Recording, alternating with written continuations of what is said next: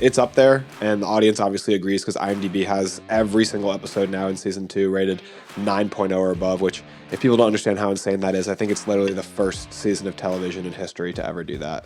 There's a bunch of shows that are like peak television. Is this enough to put Arcane into that conversation?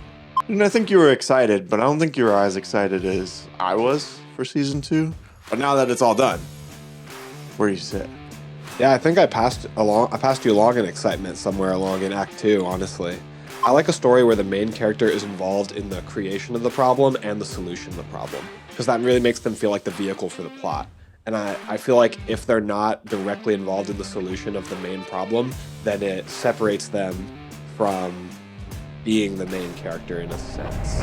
Welcome to Backseat Directing, where we talk about movies, TV shows, comics, and more. We're your hosts, Andrew and Aaron. We put out new episodes every Monday and Thursday. And on this episode, we're talking about season 2 of Arcane. 3, 2, 1, action.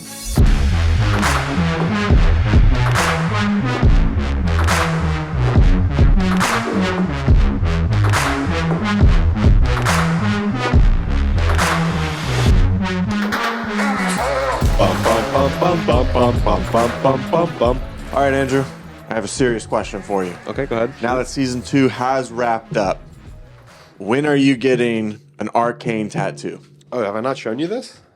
I'm just kidding. You believed it.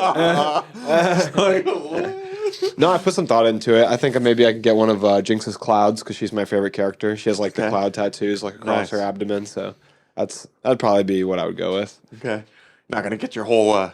I guess you already got some on the back. Huh? Yeah, just gotta go over it. Yeah. But you can get her a little bomb thing. Oh yeah, that would be cool too. The little monkey bomb. Yeah. Well, I have a question for you. Yeah. Why didn't this episode come out last week? Because of technical difficulties. You care to explain yourself, sir? Echo. Time travel. Let's move on. So, thank you so much for clicking on this video. We appreciate you. If you want to check them out, we did do in-depth reviews on the Arcane Season 2 Act 1, and then again on Arcane Season 2 Act 2. So now with the entirety of Season 2, concluding with Act 3, we're going to cover the whole season, talk about our overall thoughts, but also specifically Act 3 as well. And we're just glad to have you here with us. But make sure that you don't miss any of our awesome content. You want to hit that like button, the subscription button, and the notification bell. There it is, the trifecta. Yeah, the Holy Trinity. Don't miss out. You got to hit all of them because triangle's the strongest shape out there. So. Oh yeah, all right, that's true. I know. That's why I said it. I only speak facts here on Backseat Directing. That's why I call you the triangle. No one's ever called me that. You'd love it though if they did. That's true. That's true. All right, Act 3 wrapped up season 2 here. What were your final thoughts of season 2? Going into season 2, you really liked season 1, but I felt like you kind of were held back a little bit by certain aspects, mainly with a lot of the top side political stuff, a little slower.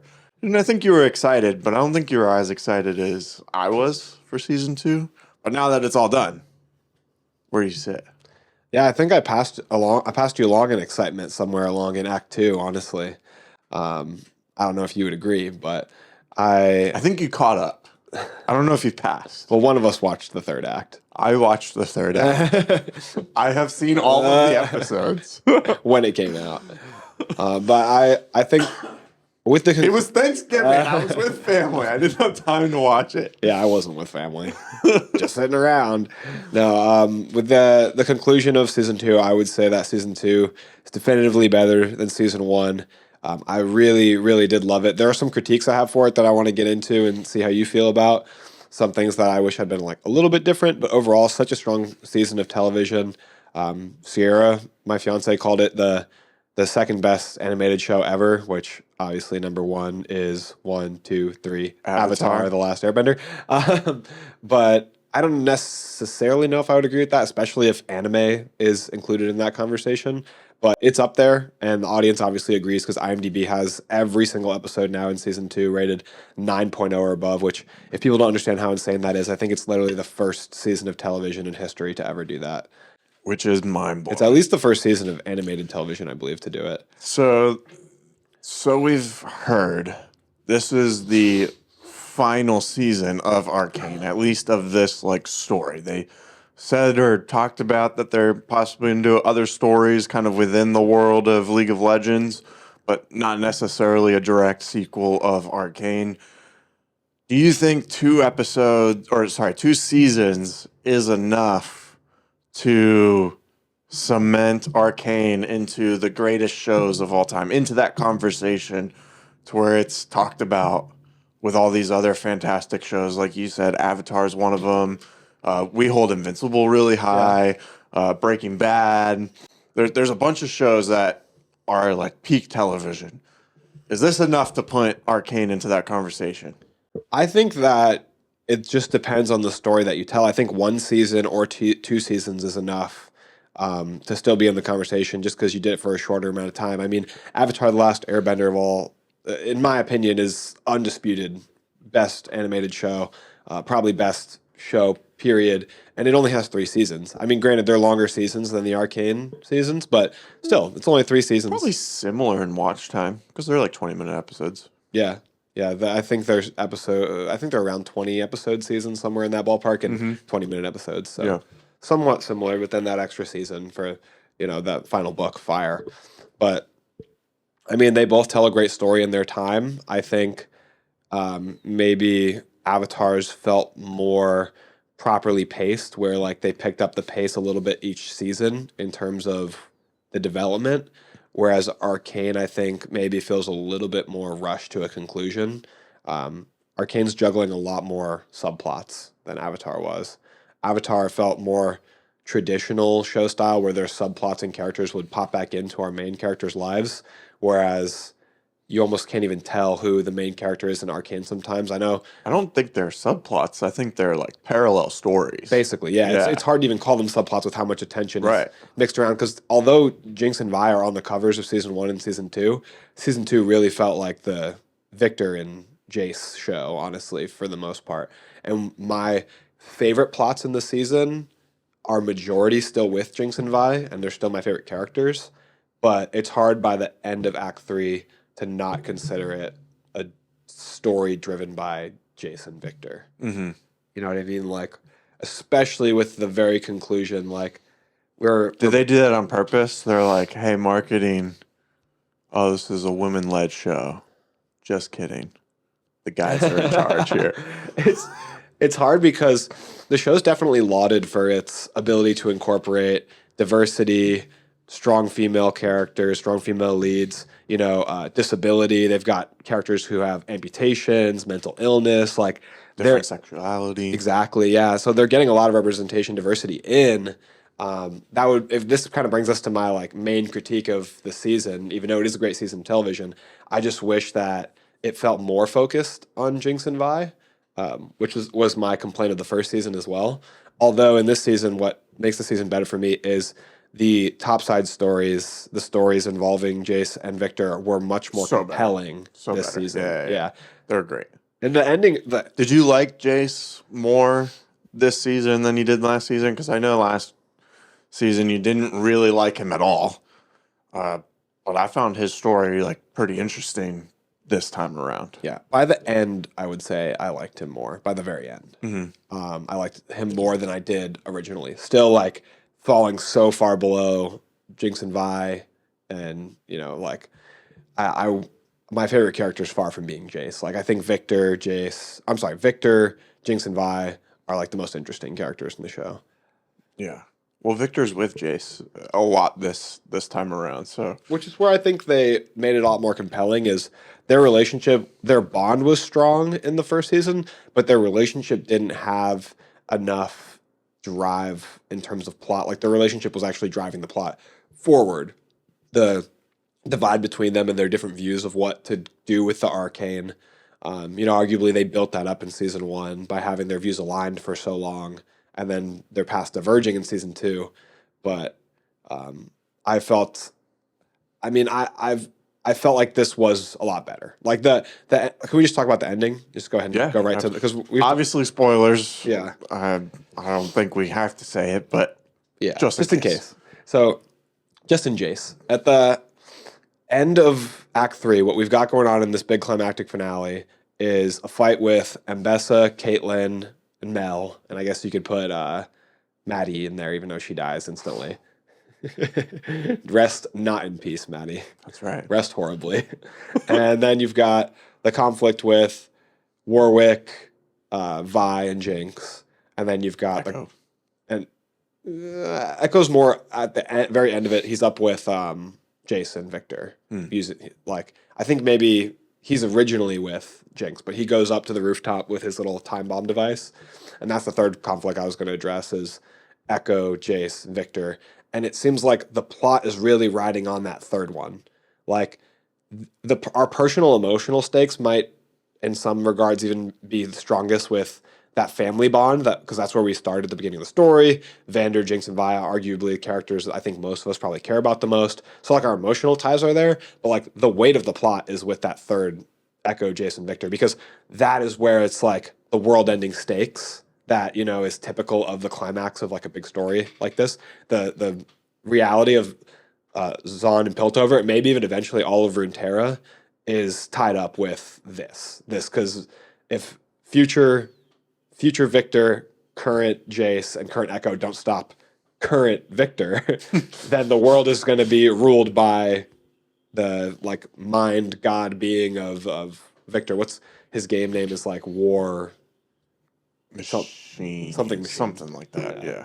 The Jinx says it in the show. Oh, she does? Yeah. But yeah, would you not agree? I feel like that's where the bulk of the story, because you can't really say that's where the most impact for the future lies. You can't really say Jinx and Vi saved the day. I mean, Jinx pulling up in that air balloon did kind of turn the tides of the battle. Yes, so in a way she saved the day, but Echo and Jayce don't stop Victor, then that's still, her showing up didn't mean anything. So I feel like they didn't give I don't think that necessarily takes away from anyone else's stakes, though. Like, everyone felt like their stakes were justified and real, and I cared about all of it. I like a story where the main character is involved in the creation of the problem and the solution of the problem, because that really makes them feel like the vehicle for the plot. And I feel like if they're not directly involved in the solution of the main problem, then it separates them from being the main character in a sense. I feel like it took impact and force away from Jinx and Vi they have their own personal resolution.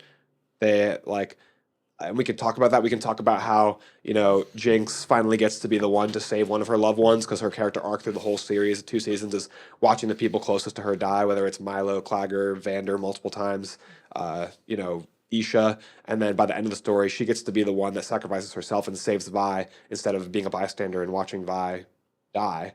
So that's a good resolution to her character arc, but they didn't also tie that into her being the one who saves the world. Powder helped Echo create the time machine. Yeah. I mean, but these are like tertiary connections. Like she wasn't, you know what I mean? Like if they had her in a room drawing blueprints and then she stayed there, you can say she helped, but I want like a boots on the ground connection for the main character to the ultimate resolution of the problem in the story. Yeah, I see where you're coming from. You can tie it back to, like I said, the same thing with her showing up and turning the tides of the fight. I think they're involved in the story throughout, but yeah, maybe they didn't stop the world from ending in that moment. But it's also the way they wrote the show, because you can't have Jinx and Vi just show up and stop Victor when all of the emotional tether to Victor is between Victor and Jayce. That would kind of defeat the emotional buildup of those two characters being intertwined the whole time in the show. So you can't just shoehorn them in there and have them save it either. But that's the plot that they designed from the start. They presented it all really well, too, because we started with Caitlyn and Ambessa. And we care about that. We care about Caitlyn because we care about Vi. A lot of people do care about Caitlyn, probably more than we do. I like Caitlyn. I like her a lot, actually. A lot of people are very attracted to Caitlyn. And then, that's a reason a lot of people care about her. Fair enough. And then Mel comes in, too. And her with all her powers is pretty cool. I think she looks really cool with all the gold and stuff. Oh yeah, I like the development of her in this season way better than season 1. Yeah, They improved on virtually. she had a every big aspect. impact on Yeah. on the story, but them solving that problem, and then we jumped to Jinx and Vi, and then we jumped to Echo, Victor, and Jayce. Like it got more and more serious as the episode went throughout. I did hear a complaint, and I wanted to hear what you think of this, of the ending where there's these two like opposing sides. We had the lower class and the upper class, and they were at war fighting this whole time. I agree, but go on. Yeah. And then there was this one other character that's introduced that brings in an army, basically, and now both sides are like, oh, hey, enemy of a friend. How's that saying? Enemy of my enemy is my friend. Yeah. I totally agree with that complaint, and that's what I was trying to touch on in the beginning of the episode when I said that some elements felt rushed because they just had so many plots. Because that happened in like one episode there where... It happened in a fraction. Of where all the people from down under... like, down under. We're like, come on, hey, mate. yeah, we'll help out. Let's work together. You know? We'll help out. I think that it would have been the most incredible puzzle from a writing perspective, the way that they set up the first 8 episodes of the season 2. Incredible struggle to make the 8th episode not feel rushed. And that's why I want to talk to you about episode 7 here in a second. But the thing is, the thing that they rushed was the biggest plot point of the whole show, which is the conflict between the Overcity and the Undercity, right? That's what they chose to rush, which is not the best decision because they did spend a whole episode in episode 7, an entire episode in an alternate reality that could have been advancing the plot of the reality that we've spent the whole show with. That was a good episode, though. It was a great episode of television. Fantastic episode. But I saw somebody comment on one of our posts saying it feels like it could have had 4 arcs. And I feel like if there was 4 arcs, you can always have more show, I guess. And it could be a benefit or negative, potentially.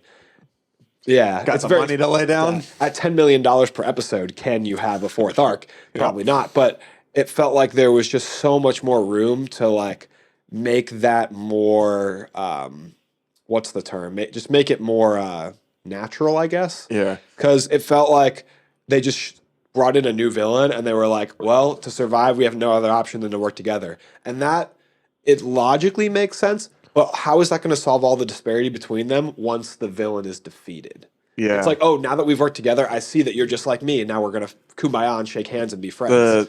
Because I saw that complaint from a TikTok where they were like kind of breaking that down. And they said, name one example where that's happened in real life, where 2 sides are at odds, a third comes in, and they join forces to beat that third. When has that ever happened? The closest thing I can think of historically is the French helping America during the Revolutionary War. But I don't think America and the French were at odds beforehand. They just teamed up. So Right. it's not. They're or a little more neutral. Yeah, like Yeah. you know, the Allies teaming up during World War II. It's like they probably didn't have like a whole lot of beef beforehand. Right. You know, they just had aligned views and were fighting against corruption. This is definitely a movie and TV show like trope that is kind of used to serve I don't want to say cop out, but kind of a cop out. I think more so on time rather than on like, oh, we just don't know how to tell this story. They set themselves up where they had way too much to resolve in one episode. I'm going into that last episode like, how on earth are they going to do this? You know what I mean? How are they going to? How are they going to fight Mbessa? Stop Victor? Stop Singed? How are they going to? Especially knowing that this is supposed to be the end. That was probably my biggest complaint, is that the end of this episode, I literally just sat on the couch for another like 5 or 10 minutes thinking about all of these questions that I have of like, well, what happens to this? What happens to that? Yeah, I mean, how is this person gone? How is that person gone? They showed Singed's his daughter is Oriana, which is like another character in the game. So that plot line barely even started. I talked to people who play the game. A bunch of characters that are traditionally from the Piltover area didn't even show up. So how are they going to get introduced? they're big characters, in the games, in Yeah. the game's lore. So how are you going to introduce them if you go to another area? I've heard connections to that crow that we saw is like connections to some other characters. There's a lot of references, yeah. And it's like, I just have more questions. Like, that didn't feel like a resolution. So here's what I think. I think I've been thinking It has that- me on the edge of my seat. Like, I'm Yeah. ready for season 3. Like it was the equivalent.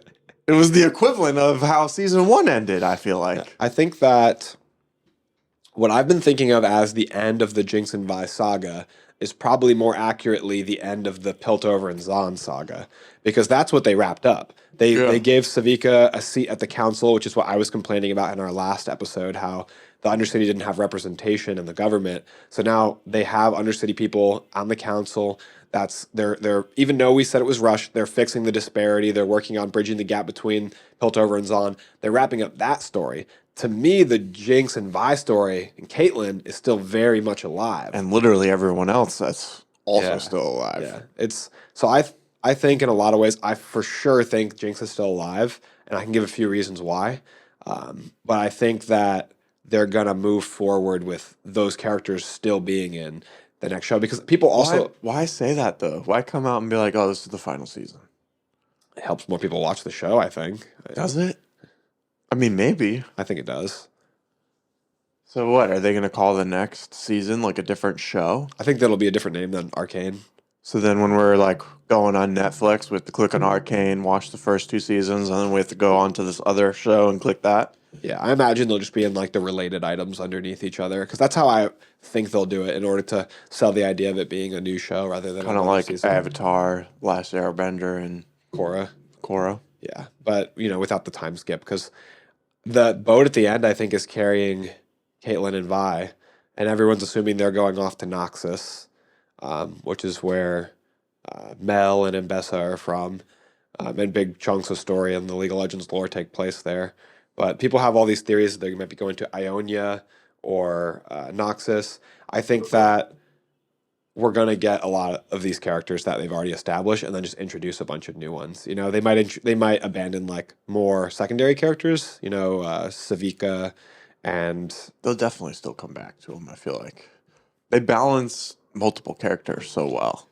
Even though we're talking about some complaints of the problems that present themselves with having multiple characters, they do it well, though. let me ask you this. Do you think that Jinx is still alive? Because I want to talk about the reasons, the evidence to support that she is. Yes, I do. I feel like you have to be a fool to think that Jinx is dead. You have to have hope. Have hope. This is our podcast motto. So here's the reasons I think Jinx is alive. 2 big reasons.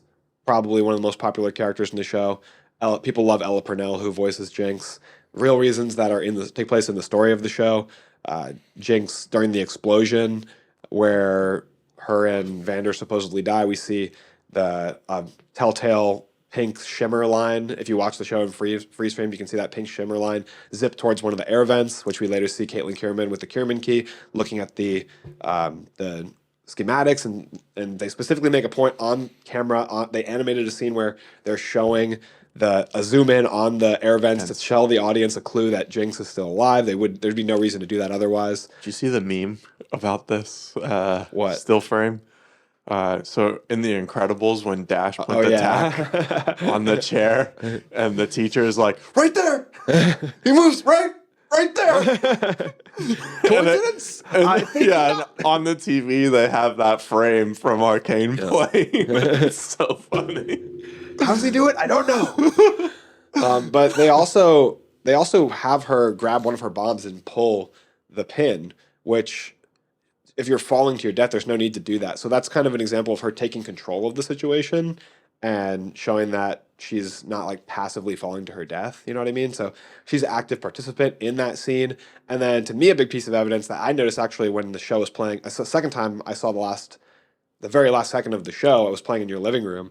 There is the Jinx flash on the screen. Jinx's kind of hallucinations, her scrawlings, her writings. The very last frame of the show, after they go cut to black when the airship is flying away, is the Jinx writing. It says "the end" in a flash, and there's like one of her little drawings on the screen, one of those 2D animations, and also the airship flying away in itself feels like a clue because in the very first season, a lot of people have been talking about the foreshadowing where Jinx says one of these days I'm going to fly in one of those things. Young Powder says it, and that's the last frame of the show. So I think that it's pretty clear that she'll still be alive. I feel like some interviews from the casting crew as well have kind of given Cheeky. hints that she is still alive. When they asked, what's the girl's name who plays Jinx? Ella Purnell. Yeah, when they asked her, is Jinx still alive? She didn't really play it off very cool.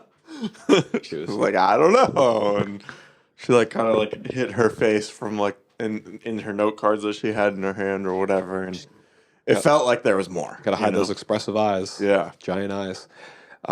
So tell me what did you think about episode 7? We haven't really talked about it in depth, but that's the one I said that they spent a lot of time in the alternate dimension. Yeah, episode 7. I actually just rewatched that today, because I do prepare for this show sometimes, But this one is where we wake up with Echo in a new timeline, a new dimension, if you will. And in this new timeline, all of these characters that we know to be dead or to be bad guys are all alive and they're all getting together. So it's kind of showing a like what if story. It's an alternate reality where Vi died in the Hextech explosion instead of them getting away and leading to Vander's death and all these other things. Yeah. And in this episode, we really see the connection between Echo and Jinx. And I feel like that was more or less the first time we really saw that, right? Like, I think a lot of fans were seeing that maybe more wanting to see it than directly seeing it, but a lot of fans were envisioning them together from even earlier in season 1 because they were similar age when they were little kids. There's the shots they play in season 2 that I think are shown in season 1 of them kind of playing around. But I never got the vibe that they were like. Well, there was a lot of tension between them, like that fight on the bridge. I mean, it just seemed like Echo was so angry at her and betrayed by her. So there's a lot of emotion there. But I felt that emotion for sure. But I never felt it as like a relationship, right? I thought of it as like, hey, we're friends. We grew up together. We're almost siblings. Our families were so close, or whatever it is. I didn't think of it anything more than that necessarily. I think it makes a lot of sense when you see it though, because of how they're both tinkerers, similar age. I feel like they fit together really well once you see them together. Yeah, definitely. And this episode did a great job at that. Did you hear that the animators have like an hour or more of like their story when Echo comes back and meets Jinx and like is explaining to her like what happened? An hour. I heard they have a lot of extra footage from the prison scene with Caitlin and Vi. Oh, really? Like I heard about that 10 too. minutes or something. I don't know. Not 10 minutes. Probably. I think they have an extra couple minutes that they had to take out to keep the show's rating or something like that. Dang. Release the X cut. But yeah, they had a lot more of Echo coming back and talking with Jinx than what they showed apparently. It's like, man, like, just give it to us if you already have it. That scene felt rushed to me too. Yeah, it felt emotional because it was like, hey, she's gonna kill herself. Nope. He goes back in time a few times, and then they talk for a second, like literally like a second, and then it cuts away, and the next time we see them is when they're flying in together and they're wearing outfits that kind of match each other. And any of those conversations that he had, they don't compound because he's the only one that remembers them. So the last conversation he had with her is the only one she experienced. So it was really only a couple seconds of convincing her. It felt like she kind of knew though, didn't it? It felt like it, but it shouldn't be that way. Because she like kept pulling the trigger, and then one of the times she like just jumped off the ledge. He was getting closer to her, and the people said she realized that she would hurt him if she pulled it, so that's why she decided to jump. Yeah, which makes sense. But I think that scene just felt like really quick for her to come back from the point of she's on the brink. She has nothing left to live for in her eyes, and just kind of feels like what did he say? Yeah, these magic words. Yeah, I'd like to know what's in that extra footage. Right. But after Isha, she was done. Yes. And so are you. Yeah. Yeah. Ready to quit. This show just hurts you too much. But I mean, it's her curse. Everybody that she gets close to dies, and it's hard to live with that guilt. She lives with a lot of survivors' guilt. And so I would have liked to see maybe a more thorough explanation of how she turned that around. I mean, Echo's a good looking guy. But I thought that that episode with the time travel or with the alternate reality, it was a very enjoyable episode. I just feel like they devoted a lot of screen time and a lot of screen time to Jayce, like just being in a hole, eating, squishy things in the dark. He's grinding it out, man. He's a survivor. And he's tough. It was important by the time he got to the end, but they did devote a lot of screen time to his journey up to the top of the tower. It showed all those like henchmen of Victor's, There's a lot of foreshadowing. Yeah. I didn't mind his arc in that episode. But I can see like how it like may have taken away time to kind of develop how everything else is happening on the top side. It was a cool episode though. Like we sat here before the start. Emotional episode. Yeah, we sat here before this started and watched a clip on the animation of Arcane, how it was done, and very exciting stuff. And it takes a long time to drop these character models and to build the 3D concepts for the characters that are then going to be put into their scenes and landscapes. Imagine being told you're going to do one whole episode in an alternate reality where you now need to design new characters, grown-up Clagger, grown-up Milo, and they can't be characters from scratch. They've got to look like they've aged from the previously designed characters, and new outfits for characters, new character models for Jinx because you got to change her hair and her look, like new character model for Echo, his hair and look. So it's a lot, I feel like. Yeah, new design elements for sure. Yeah, so that's a big undertaking for an episode. It's a lot to put on your animators, but it was really interesting for us to get to see. And also it felt super heartwarming to me just after every horrible thing that's happened in the show. And Sierra agreed with this. You always get to think about in this alternate reality, things are going nicely. I mean, unfortunately, Vi doesn't get to live in that reality, but you get to think about all the life that these other people get to lead, that Jinx and Echo get to be together, and Benzo gets to be a father to Echo. So you get to, and Vander and Silco have their conflict resolved. So in that other reality, things are going swimmingly, no matter how many bad things happen. Isha's still alive over there. Isn't that... I was thinking that when I was rewatching it this morning. Like, how hard would it be to try to get back to your timeline? Everything there is so good, except one of your friends who you grew up with is no longer there in that timeline, but literally everyone else in the city seems to be doing better. Dude, how do you leave that situation to get back? Yeah, Echo's better than me. I would have stayed. I said this to Sierra too, how funny it is to think about being Vi and being like, man, if you had just died, everybody would have been happy. Yeah. That's horrible. That's horrible for Vi. That's survivor's guilt right there. If she ever finds that out. But yeah, that world was really idyllic. So, I mean, even Heimerdinger didn't really try. I mean, that's why they get back. He was playing guitar in the streets. That's why they call him the boy savior or whatever they call him, because he's selfless. And I think he cares about Vi too. And the other thing to think about as well is there's an Echo in that universe whose life he's stealing. When he left, another Echo, the Echo who grew up and lived there, got his body back. So that's it's kind of a horrible thing to do, to take somebody's life. But it's his. Make it your own. It's weird. Yeah. It's another version of him. Yeah. Yeah. It has his own experiences, memories, and emotions. You want to go into the next episode? I want to talk about one more thing in that episode. I want to talk about, what did you think about the kind of freeze frame animation that they did, the really low frame rate animation they did for the dancing scene between Echo and Jinx? Absolutely beautiful. It was gorgeous. See, initially I didn't like it. Really? And it's grown on me a lot. So initially I thought it even felt a little bit lazy. Because dancing scenes have a lot of movement, but I know the animators at Fertitia aren't afraid of a lot of movement. Obviously, everything else. You know why they did that, right? You saw the behind the scenes for that. What was it? So they're animating it instead of 24 frames per second, it's 4 frames per second. Oh, is it to do with Echo's ability to time travel for 4 seconds? Oh, that's interesting. So Yeah. you see the increments where he would be jumping to, and More or less. Yeah, hypothetically. more or less. Right. That's super cool. I like when it's motivated.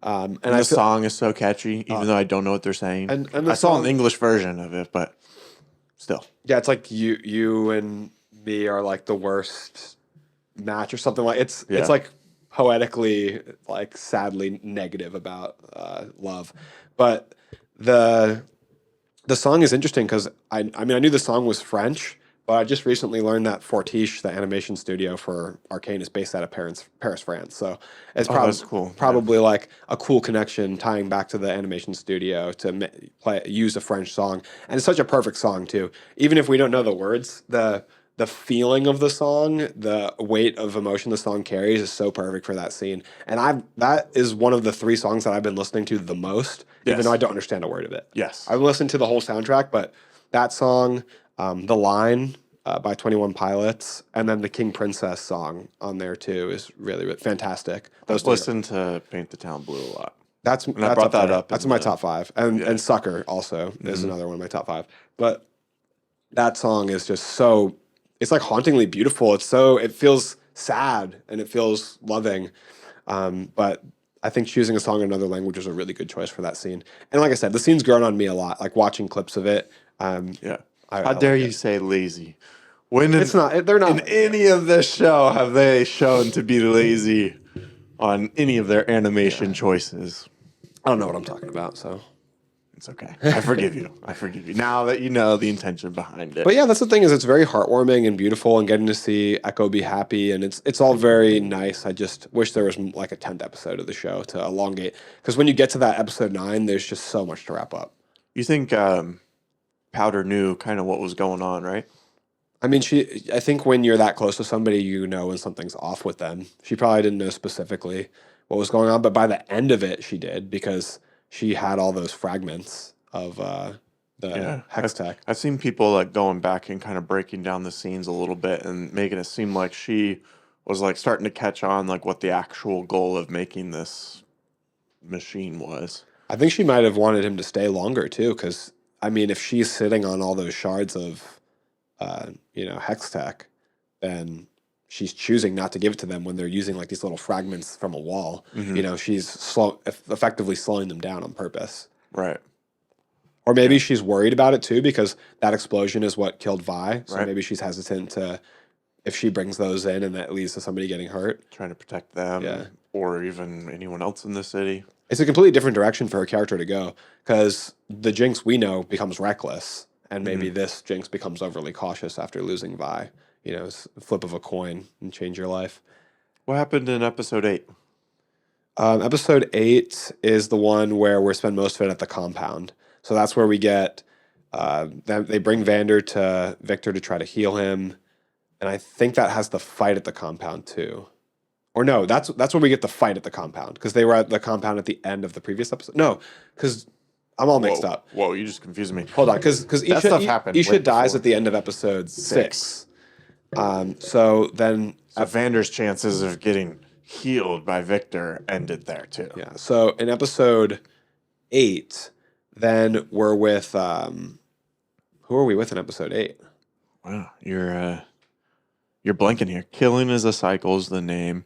A brewing storm fuels a series of startling transformations.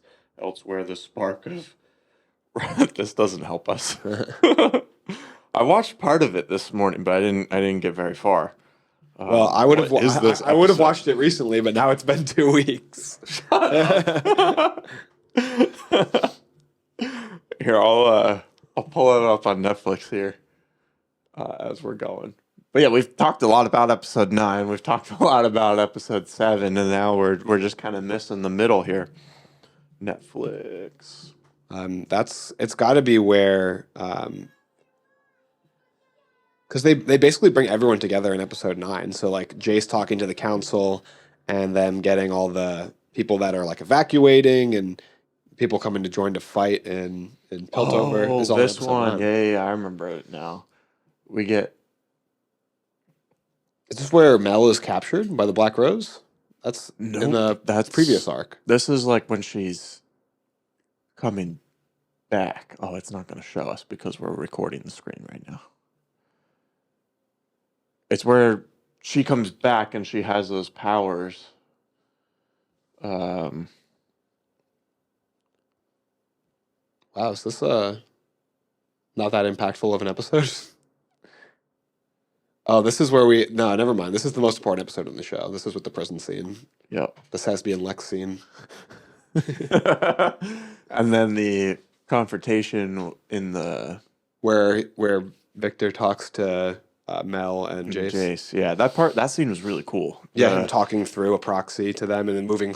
It also highlights the speed, ferocity, and power of one of those things. Dude, an army of them. Yeah, it was a force to be reckoned with. The speed at which it was moving and the strength was crazy. And I loved how they animated him to be like so like smooth. Can you scrub further along in the episode? Yeah. Yeah, it was super smooth. It was like it was floating on air. This is where we get her. So Jinx out. Jinx is obviously running away from everything. She doesn't want to live anymore. Doesn't Jinx trap her in the cell? Yeah, she locks her in the cell, so she can't try to stop her. And then that's when Caitlyn comes back. Yeah, that's where Caitlyn is. This seems like kind of a bridge episode, though. Like, setting everything up for the finale. Yeah, definitely. Wow, I feel like not really much happened there. Yeah, let's see what IMDb has for the ratings for that one. Yeah, for these episodes. I still think season 2 is the best season. Yeah, I agree. I mean season 2, arc 2. I think arc 2 is the best arc. Okay. Yeah. This episode here, episode 8, has a 9.0, which loser. You know what I'm saying? Lowest rated episode of the season. Yep, that's right. How can that be the lowest rated episode of the season with the Sesby and Lex scene in there? It's crazy. They were so focused on putting that in. It was so funny thinking about how everyone was complaining that they weren't going to do it, and the whole time the animators were just sitting back, like, wait and see. We have 10 extra minutes that isn't even in the show. We're sitting on a full house right now, buddy. Yeah. They were so proud of themselves. All right, yeah, you touched on it a little bit when we were touching about episode 7. I want to kind of backtrack here. The soundtrack. Is this the best soundtrack in a TV show? Yeah, I mean, I really like the Invincible soundtrack too, but this is my favorite. This show's got to be. I feel like this show has a song or two in every episode. I feel like Invincible has like 2 songs, 3 songs that really like stick out, you know? No? You can think of a lot more? Invincible's got like 5 or 6. I don't know. I feel like they just don't pop. I feel like the songs in Invincible don't contribute to the story as much as the songs here in Arcane. Yeah, I said I don't think Invincible is higher up. I just wanted to pay them their honorable mention. Yeah. And that's what I'm saying. Like, this show has all of the pieces to be considered one of the best of all times. I think it is. You know, like, I think it's up there. The animation is groundbreaking. It's probably my favorite animation that I've seen, even above Spider-Verse, which is crazy because I love Spider-Verse, and that takes nothing away from Spider-Verse. The music is fantastic. The sound effects of everything is great. The voice acting is incredible. The characters, like, acting and animation and movement is superb. The storytelling is very in-depth, and I feel like you gain something every time you rewatch it. Like, I'm excited to go back and rewatch season 1 now that I know what happens in season 2. And I think I'll enjoy the parts that I didn't like about it a lot more now that I kind of know where it's leading. So, yeah, I feel like it has like every element in a story that we would want. Yeah, I think building season to season is a big thing too. Going from season 1 to season 2, I think they've virtually improved on season 1 in every way, which is hard to do. Yeah. They melded the stories together that needed to be, and they developed and improved things in a way that made it a lot more exciting to watch the Jayce and Victor story. And they connected characters that we care about to the storylines that maybe we originally didn't as much, and that bolstered the storylines and made them better. So I think they really they did the most important thing, which is always try to make the next thing better than what you did before. Absolutely. Where do you want to go from here? That covers pretty much the whole season. We've talked about the act in itself. We've covered other episodes where we did Act 1 and Act 2. We also did an episode right before this season came out of Season 1 where we covered that a little more in depth. What are you looking forward to moving on? We've done so much Arcane content. We've done a lot. It's like coming to an end. Like I don't even want to like continue talking right now because it's like sad. It's like, oh no. It's the end of an era. That's right. Let us know if you guys enjoyed the Arcane content or if there's anything else that we can do. I mean, we have done a few debates for Avatar: The Last Airbender. Maybe we can find a debate in here for, who's a better character, Jinx or Vi, or something in there. A debate for Arcane that we can do eventually. Yeah, that'd be cool. I'm sure there'll be some sort of argument that we could take on the show in some capacity. Yeah, it just seems like the end of an era. Yeah, maybe people can like tag the creators of the show in the comments, and we can get one of the animators on the show. Yeah, we'll fly them in from Paris, France. Yeah, because we can't do it online. No way that would work. Yeah. Well, we need a translator. No, I think probably a lot of French people probably do speak English. But yeah, are you? I think we asked this in one of these episodes. Are you more excited for season 3 of Arcane or season 3 of Invincible? There won't be a season 3 of Arcane, so I'll never have to answer that question. You know what I mean? They're going to continue the story. Are you more excited to see like where this is going, or are you more excited to see Invincible? I'm probably always going to pick Invincible, buddy. Yeah. That's just where my loyalties lie. I gotcha. That's just where my loyalties lie. That's where my priority is. You? I was just seeing if the recency bias has gotten to you at all, like it normally does. It's something about watching Viltrumites fight and watching a cruise ship get split in half, and those hits just land so hard. It's so satisfying. Which season did you like better? Season 2 of Invincible or season 2 of Arcane? That's a harder question, isn't it? Season 2 of Arcane. Whoa! Mr. Loyalties lie with Invincible. I think you abandoned that ship real quick. I think it was a stronger example of storytelling. You want to answer your own question? No, I agree. Yeah. I'd say Arcane season 2. And right now, I'm probably more excited for like what's to come with Arcane. But I'm sure closer to when Invincible's actually coming out, the excitement will shift back. I know what great things are in store for Invincible, whether they're in season 3 or 4, what have you. I don't know what's in store for Arcane because of how wishy-washy they've been about storylines and what characters will. So that makes me more excited. Contributes to me being more excited about Invincible. See, that does the opposite for me. Since I already kind of know what's going on in Invincible, I have too high of expectations where the season didn't meet what I thought was going to happen. But with this, I had no expectations other than the animation being amazing, and I liked the characters a lot. But I had no idea where the story was going necessarily. And I think that helped me enjoy it. But I also think it was a stronger season than Invincible Season 2, which there's no hate against Invincible.